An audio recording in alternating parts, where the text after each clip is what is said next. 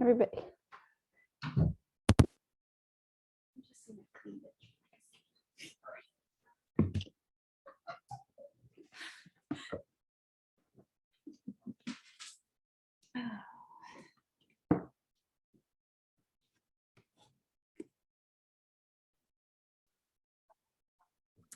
Okay, I have 12 on my clock, so let's go ahead and get started.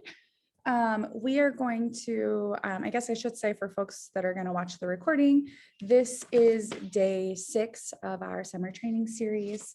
And before we get into trauma and healing, we're going to do Maria's case study from last week. So we're going to kick right off. Let me share my screen here.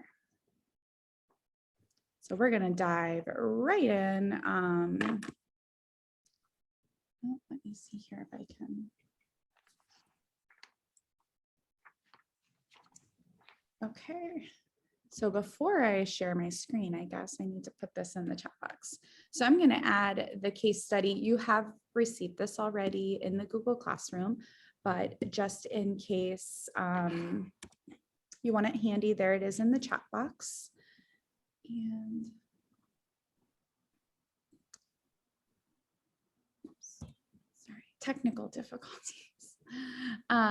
Okay, so just in case you need Maria's case study, it's in the chat box. These questions that you see on your screen right now, you can feel free to take a photo or screenshot of, but they're actually in that document that I just dropped into the chat, so you can reference them when you're meeting in your groups. So if you remember, last week is when we started talking about the 3 R's of adolescent brain development. So we talked about regulation, relationships, and rewards. And so we kind of broke down, if you remember, we did the audio clips, we're kind of talking about what each of those factors and what each of those components can look like through the lens of, when we apply that child-focused lens or that adolescent-focused lens. And we kind of brainstormed a little bit on how we could use those tendencies in the developing adolescent brain to our advantage. What could we do? How could we improve our work with young people or with teens, leveraging some of that information? So we're going to talk about Maria in small groups. Because we're breaking into breakouts right as we're beginning, you might, if other folks join a few minutes late, you might get a couple of surprise extras thrown into your breakout room. So if that happens, just catch them up as they join. So you can, if you haven't already, you'll be able to read through the excerpt or the narrative about Maria. And then imagine if you were working with Maria, either as a caseworker, as a CASA, as a case manager, but imagine that you're working closely with Maria. And let's think through, how you would reinforce the relationship building aspect. How would you support relationship building and Maria's capacity for developing relationships? And then think about what are some of based on the narrative you have, what are some examples of those hot cognition moments? So remember the difference between hot cognition and cold cognition. So cold cognition is when you can think logically and rationally, and then hot cognition is when the emotions take over a little bit, which happens a lot of times. Remember, because we have talked about teens are actually pretty good at assessing risk. They're just as good as a fully developed brain, in an adult. It's that emotional regulation sometimes overshadows that risk assessment piece of the teenage brain. So that'll be your second question. What are some of those examples you've seen of hot cognition moments for Maria? And what are some of the motivators that influence Maria's behavior? What drives her behavior? Any questions about what you'll be doing in the breakout rooms? Okay, I am going to, you'll probably be in about groups of 3, and then we'll come back and just share as a large group. We'll spend about 6 or 7 minutes in the breakout. And remember, you'll get that 2-minute warning to finish up whatever conversation you're having. So see you all soon.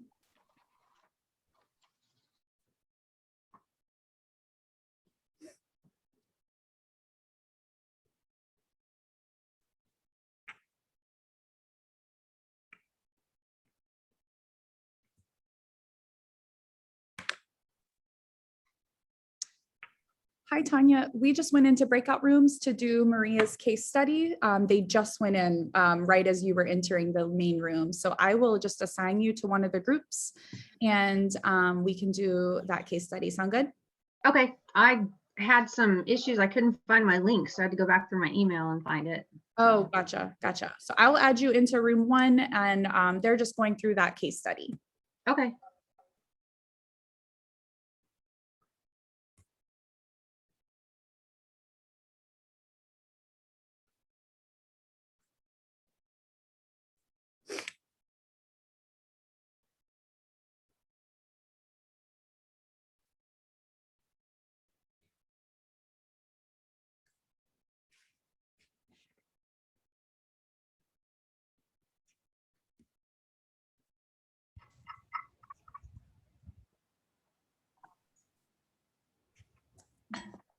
Hi, everyone. Welcome back.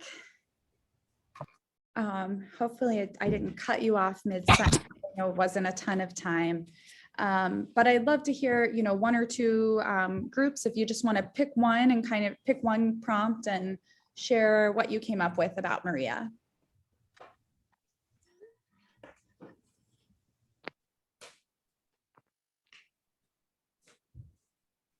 Well, okay, so I'll go for our group. I think one of the things we talked about was we talked about how to support relationship building with Maria, and we really got on a lengthy discussion about what the relationship with her biological mom looked like, and whether or not mom is truly, you know, her mental health has stabilized, whether she is staying on her medication. We talked a little bit about some cases we've had where we've run into these situations, and really, you know, trying to connect with mom to make sure both mom and daughter are on the same page, and both are looking at doing the same thing. Sometimes the kids want to do things that maybe are different than what the mom may be saying. The other thing was just making sure that mom is okay, really seeing whether or not she truly has it together now. That would be one of the first things I'd want to see before really trying to encourage anything with mom. And I think, you know, the situation with Maria too is she's not getting support from the foster mom.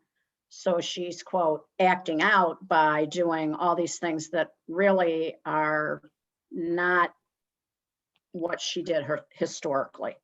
Mm-hmm. So those are, you know, that the trigger, the hot cognition thing is related to, you know, her wanting to get engaged with mom and not feeling the support from the foster family. And it's kind of like, well, I'll show you, and maybe acting out as a result of that.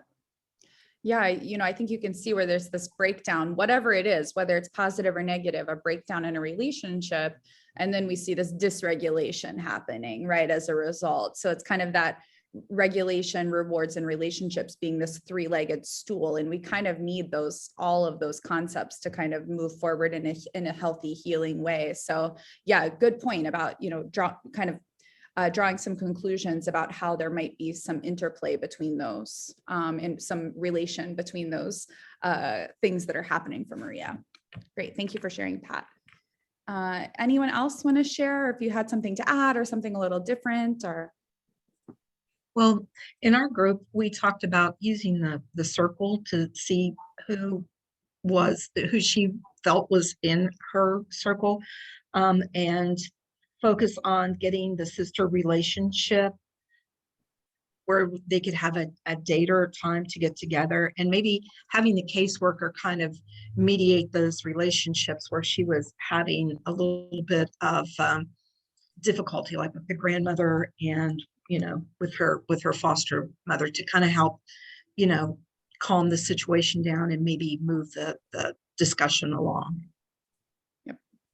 yeah, looking for those opportunities to build those relationships. 100%. Great perspective. Any other group have something different or want, you know, a different perspective that they want to share? Okay, great. Well, we'll move into the official start of day 6. And we're going to talk a little bit about trauma and healing, and what the impact of trauma can be on brain development. And then over the next couple of weeks, we'll start really looking to the kind of what do we do about it parts. So a few things that we know about trauma is that placement in foster care causes trauma for both children and their families. And that's just really unavoidable. And if you talk to anyone who's been involved in those emergency removal decisions on the child protection and law enforcement side of things, there is this weighing of, does the undeniable trauma that will come from a sudden and emergency separation from family outweigh the concerns that we have, the safety concerns, the well-being concerns that we have if this child were to remain in their home. So it's kind of this balancing of, we know that sometimes our intervention can cause and can be the source of trauma and unrest for a child. So we're kind of looking at, does the benefit of that intervention outweigh that and the need for that intervention? So it's this kind of constant weighing of those two factors. So we can kind of safely assume that just about any child we're working with here in the court system or in CASA or in child welfare has probably experienced trauma, probably experienced multiple traumas, probably experienced complex, chronic, ongoing trauma. So I think that's a pretty safe assumption for us to operate off of, even though every child's experiences are individualized and are unique to them. I think we can operate off of a baseline of expecting trauma to be a factor in the work that we do. So a couple of common elements that we know in trauma. So when we look at the research and the literature around trauma, here are 3 commonalities. One is the event is unexpected. The individual is unprepared for the event to occur. And this could be unprepared in a physical sense, in an emotional sense, whatever. They weren't bracing for something to happen. And there was nothing that the child could do to prevent that event from happening. Now, some of us, just as the brain, we all know that sometimes the brain can become wired to expect a traumatic event, right? To expect a traumatic environment. And that's, remember, if it fires together, it wires together. So if someone has experienced maybe the first trauma, if we could ever pinpoint when a child experienced their first trauma, that's what I'm talking about in these. I'm like pointing at my screen, like you can see my screen. That's what I'm talking about with these 3 factors. Now, when we have trauma, and we have all these events and chronic trauma stacking up, that's when we start to see this kind of rewiring of the brain, and we can see that people, and particularly children, come to expect and almost brace themselves for future experiences related to trauma. That's also, that phenomenon is how we have those intense reactions to stimuli, things like that, after we've experienced an intense trauma or a series of traumas. So just as we know that the brain can be wired to expect a traumatic environment, we can also kind of rewire, if you will, through trauma-informed services and positive relationship building with caring adults, and through safety. When we have safety and security, that's number 1, right? We can't begin to heal until we're safe, until we have some basic semblance of security. And then when we have appropriate services, supportive services, and the presence of supportive and appropriate relationships, we can actually see that healing process kind of start. And that's through that kind of unraveling of all of those trauma connections that have been made, those synaptic connections that have been made in our brain. Oh, I'm getting way ahead of myself here. So when we look at best practices at the research around trauma-informed care, here are some things we know. And we all know trauma is the thing to talk about in child welfare. We hear it all the time. We hear organizations say that they're trauma-informed or they're working on becoming trauma-informed. But what does that really mean? That doesn't mean that we just simply know about trauma, right? It doesn't mean that we just know that because of an experience someone has had, it might impact their health or it might impact their well-being, right? We all know about ACEs. We've all done those trainings. But to be truly trauma-informed and truly trauma competent, the practitioner must, these are common elements that are hallmarks of trauma-informed care. We must have an understanding of trauma that includes an appreciation for its prevalence among the young people that we serve and its common consequences. So we must have an understanding. That's that lens we put on when we're examining behavior, examining decision-making, et cetera, et cetera. If we're trauma-informed, we must individualize the young person. So while we can expect that trauma is going to be an influence, we have to understand that young person's particular experience. We have to maximize the young person's sense of trust and safety. Sometimes that can mean giving them autonomy and decision-making power with what they do during a day, or how if they have decision-making power in their case. We have to listen to them.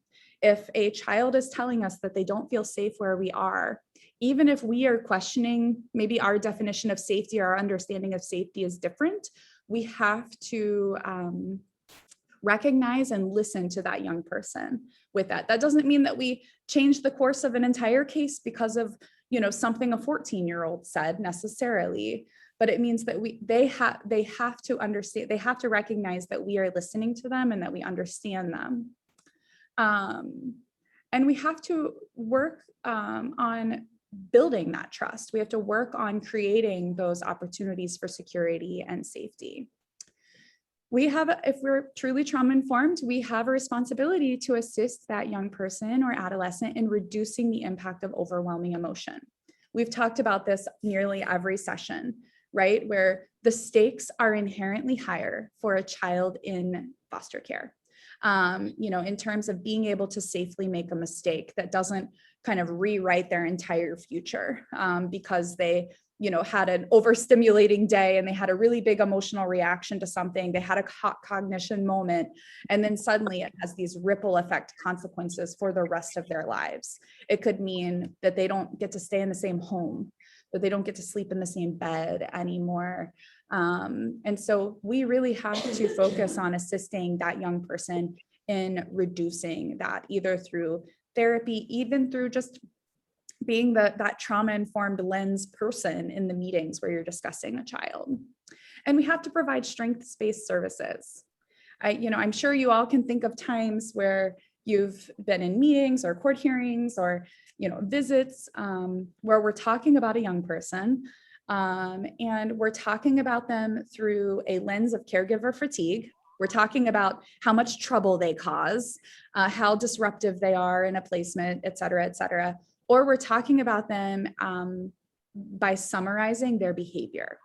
And so not that we don't need to talk about those things, but we really need to be marrying ourselves to a strength-based approach. And sometimes a strength-based approach means that conversations and meetings take a little bit more time. Sometimes that means we might need to have a couple extra collaborative conversations.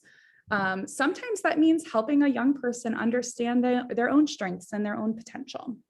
But these are 5 common elements and essential elements to truly being trauma-informed, beyond just saying, yeah, we understand trauma.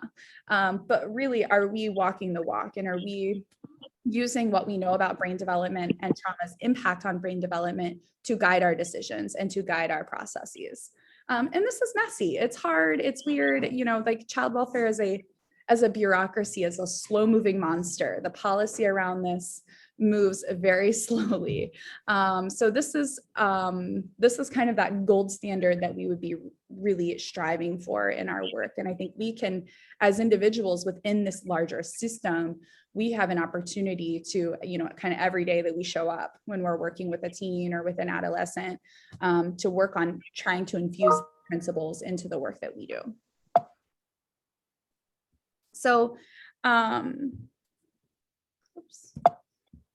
Need to go back here. Okay, so we are going to go into, let's say 5 breakout rooms. I might have to recreate the breakout rooms. Okay, so each breakout room should have 2 or 3 people in it. And what I'd like for you to do is to think about, I'm going to assign each breakout room one of these elements, and just think about how what your practice would look like under the context for the assigned element. So if you're assigned the element of individualizing the young person, what does that look like in the work that you do? And just come up with 1 or 2 examples. We'll just give you, 3 or 4 minutes in the breakouts. So room 1 has Julie Cohenauer in it, and you're going to do the have an understanding of trauma, the first bullet point there. Room 2 has Betty, and we're gonna have you do individualize the young person. Room 3 has Rochelle. So I'm gonna have you do that 3rd bullet point, maximize the young person's sense of trust.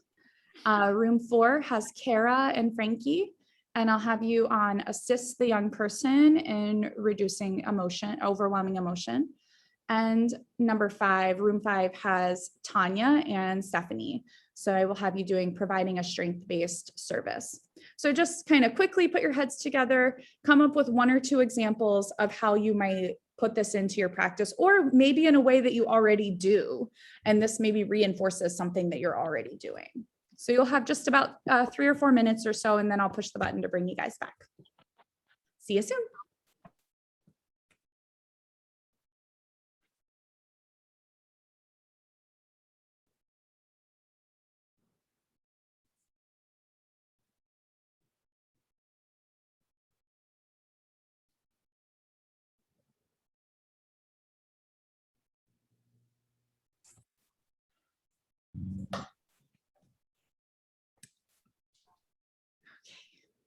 Welcome back, everyone. Okay, let's hear from the first group. What's your kind of concrete example of how you'll implement having an understanding of trauma, that first bullet point?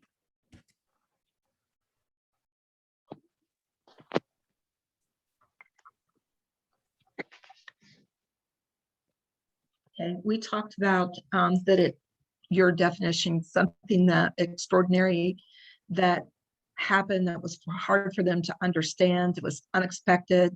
They couldn't prevent it, and they couldn't prepare for it. We talked about Maria's mother being an example of trauma for her attempted suicide, where there wasn't anything that Maria could have done to prevent it or anything like that.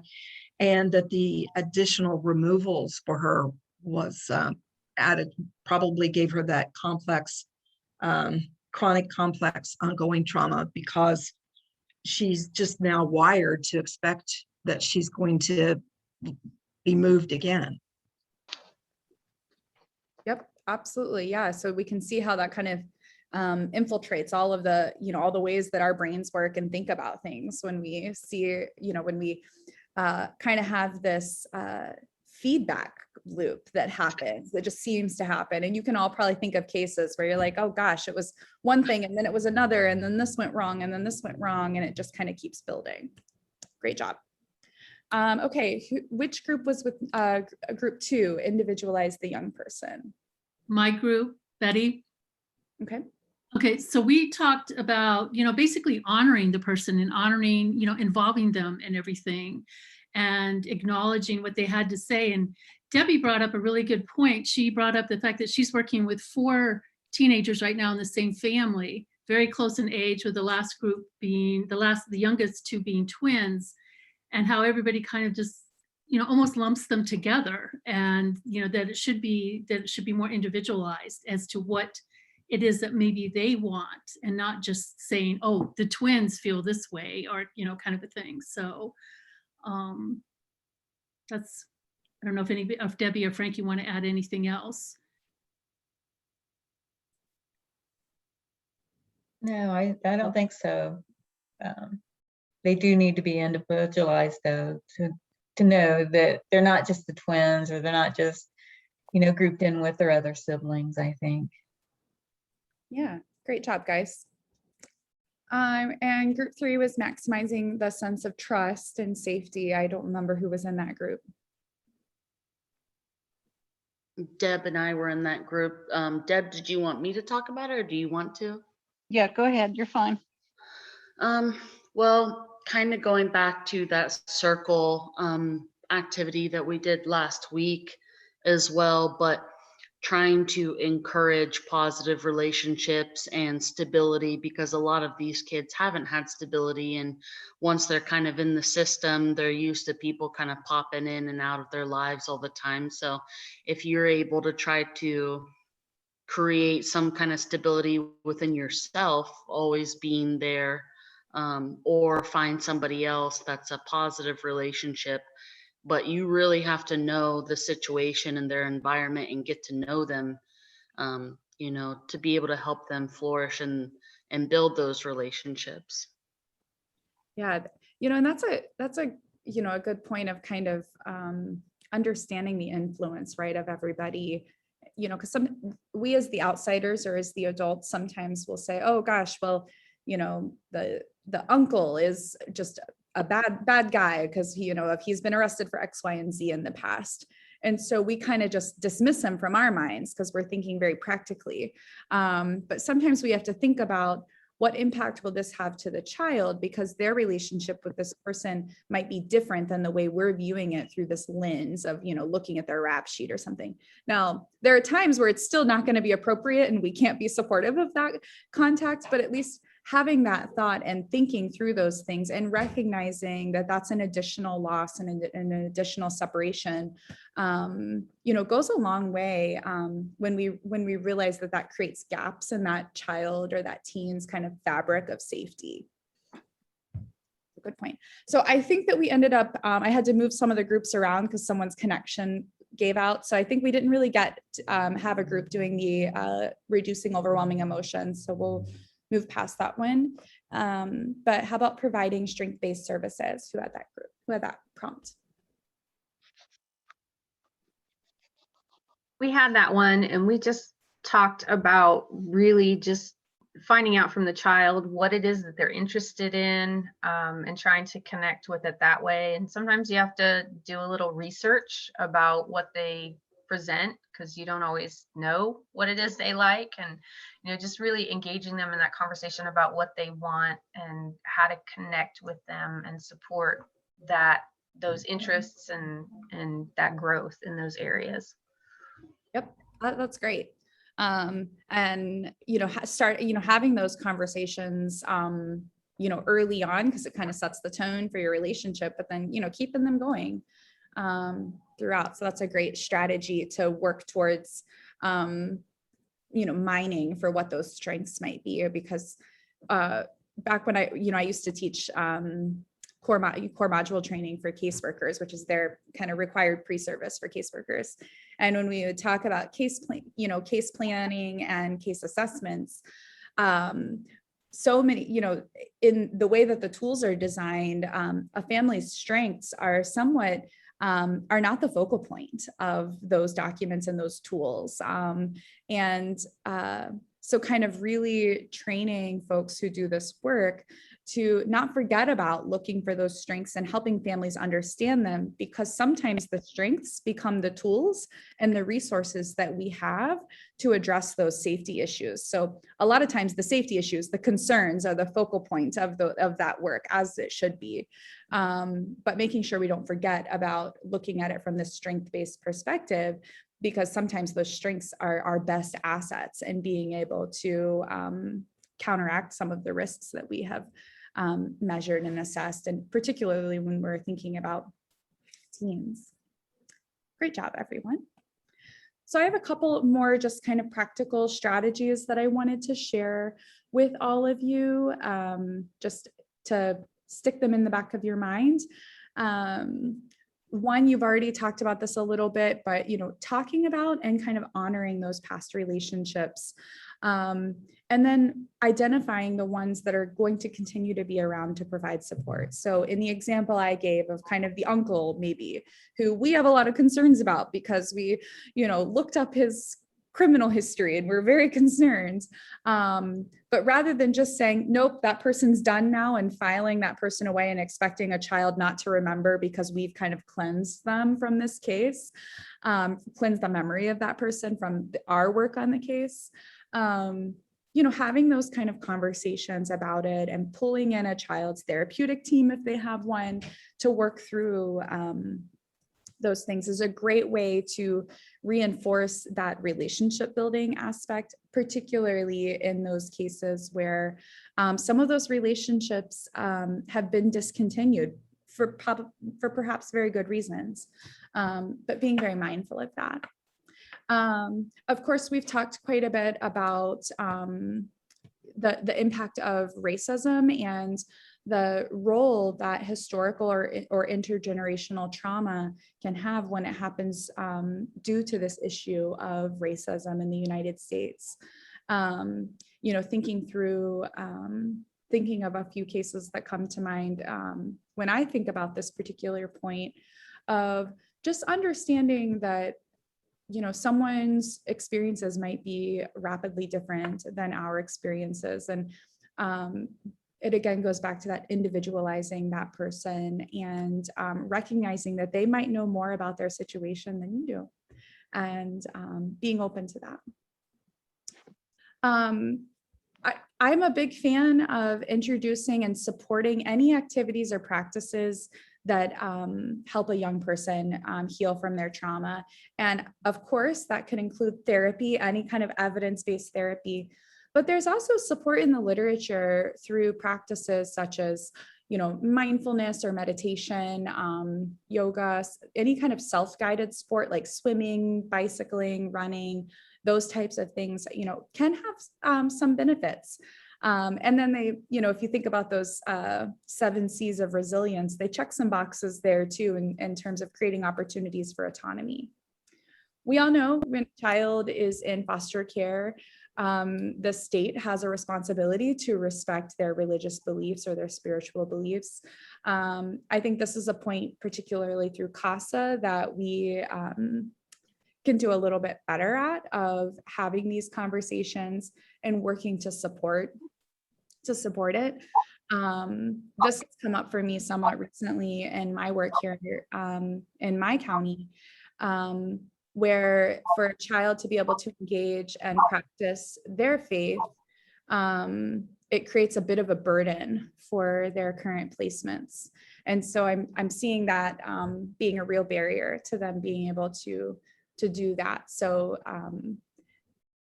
and I've not seen this play out in my practice very directly in a lot of ways. So this has been a bit of a learning experience for me of how do we advocate for this young person and make sure that they're able to participate in something that's very important to them. But when we do it through this lens of trauma, right? Imagine kind of having the rug pulled out from under you in so many aspects of your life, and then also having that same restriction placed on your faith. So something to think about. This is a big one, listening to and respecting that a young person's truth may not align with our beliefs or experiences. So we can look at a family situation and say, oh my goodness, this is so toxic. This is so dysfunctional. This is so unsafe. I can't, this is so bad.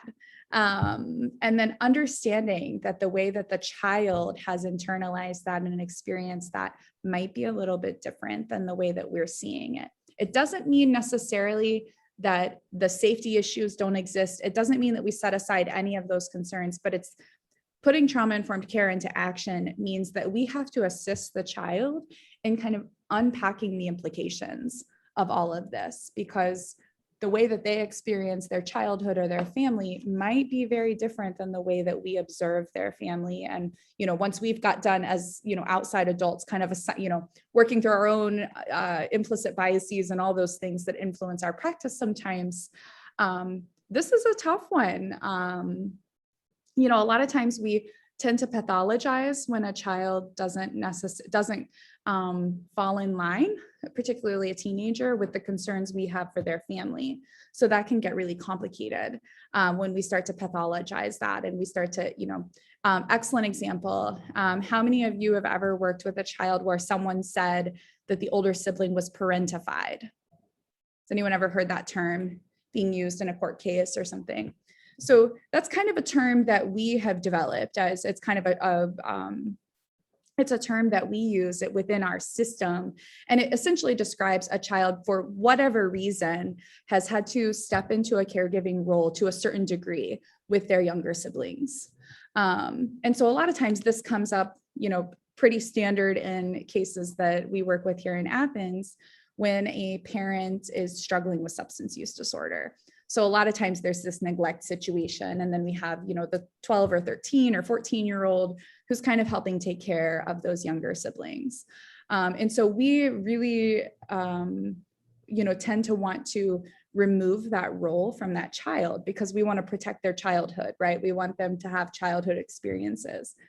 And I'm not here to say I have an opinion one way or the other on how we should go about that, but we have to understand that, we have to apply this trauma-informed lens when we are doing that kind of work and having those types of conversations about children, because this wasn't just one day someone walked up to the child and said, hey, 12-year-old, you now need to be in charge of your younger siblings, and that's your job now. That's not kind of how it happened. It evolved over time because that older child was responding to needs that they observed within their family.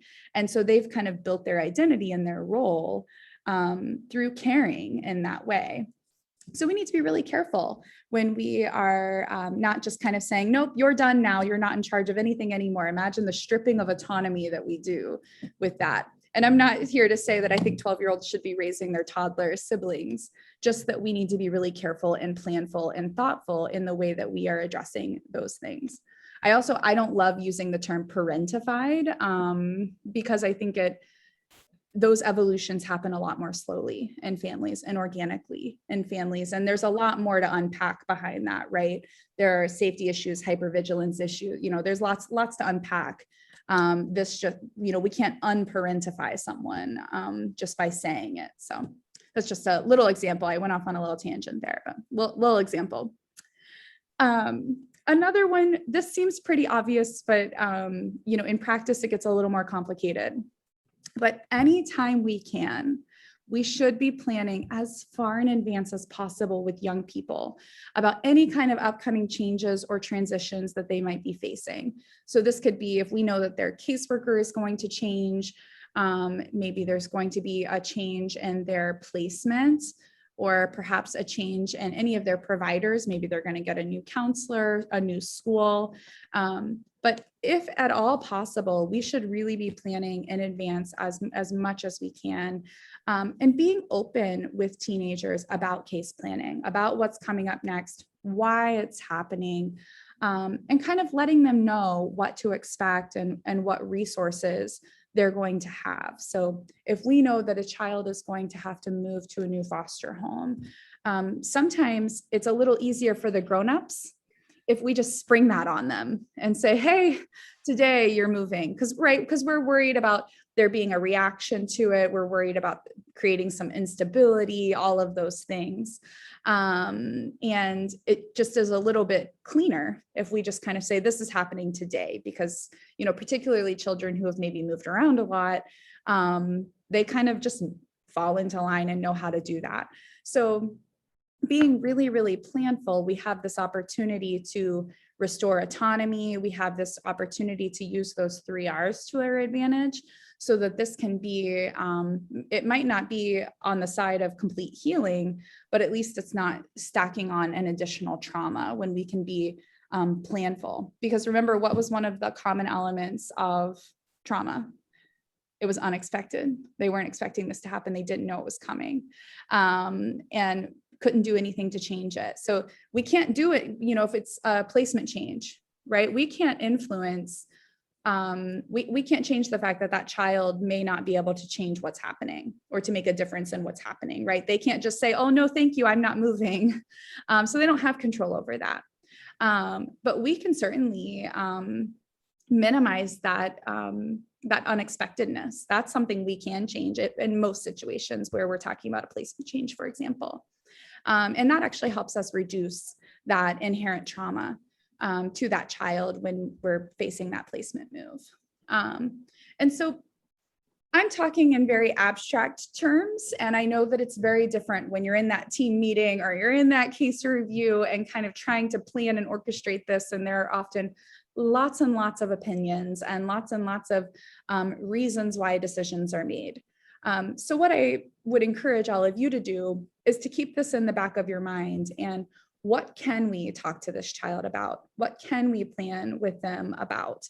What parts of this can we change and control and modify in order to reduce the impact, the impact that this might have in terms of a trauma response?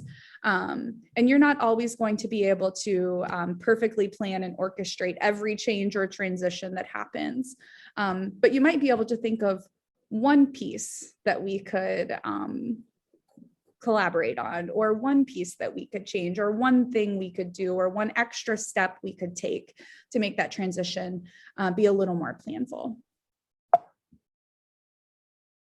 So I'm going to stop sharing. We have just a few minutes left, but I wanted to see if that triggers any questions for any of you, any of those examples that I shared, or if you are thinking of a case that you've worked or have another idea to add to my list. Or any questions? Jenny, you know, one thing that came out of our breakout room, one of the questions that we were curious about, and I don't know if anybody has any information on this, but we talked about this repetitive trauma, like kids that have been removed and how traumatic that is, you know, going into a place they don't know, you know, they've been taught about stranger danger, and yet we're putting them with strangers. And how frequently we see this repetitively, like kids may, the parents may have case plan services that they meet, the children are reunified, and yet down the road, especially with drugs, it happens repetitively. Is there any kind of data on, you know, how frequently that occurs, like percentages of kids that are brought into the system, how repetitively they come in and out? Yeah, so I can share that from the fact book data. It would be as current as 2019, probably. I don't know if the 2020 stats are released yet. But yeah, what the data point you're looking for is recidivism rates. So that's when, and it'll look back a period of so many years, and if that case was closed and kind of reopened and the child had a second reentry into care. So I can pull that and I'll post that into the Google Classroom afterwards. And then I know individual CASA programs probably track that a little bit differently too, but we can pull the data right from the Ohio Department of Job and Family Services and kind of take a look at that. And you can break it down by county and things like that. That's a good question. And I think it's certainly a factor. We've been talking about that a lot more, particularly with, not with teens, but with young children, where, you know, babies and stuff, where we're looking at, oh gosh, how many times are we going to see this kind of in and out and in and out? And we're, you know, because you've all done the training on the early childhood trauma and that impact that instability can have for these lifelong implications.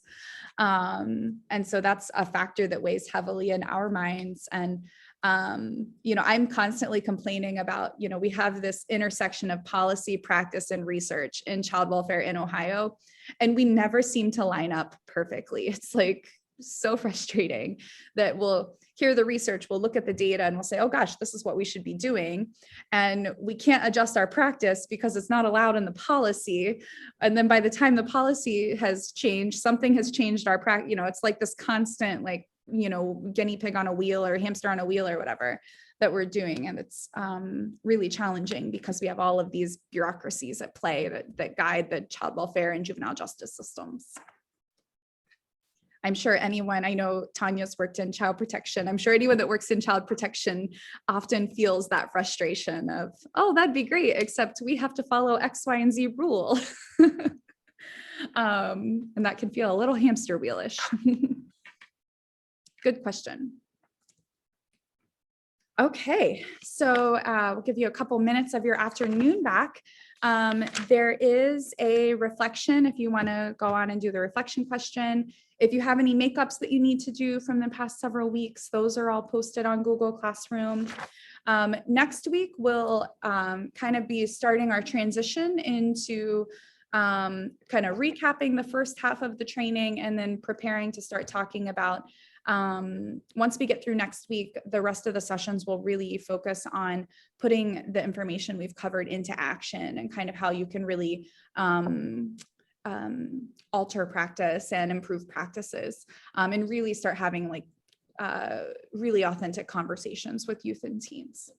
So, and like I said, next week it'll be Tara. I'll be traveling. I'm just a little, I was going to try and phone in from the car and do it from the car. I'm a little worried about where I'll service wise. So we will just take that risk off the table and Tara will handle it. Otherwise, I will see you all in 2 weeks, but let me know if you need anything in the meantime. And Tara will be on next week. Bye, everyone.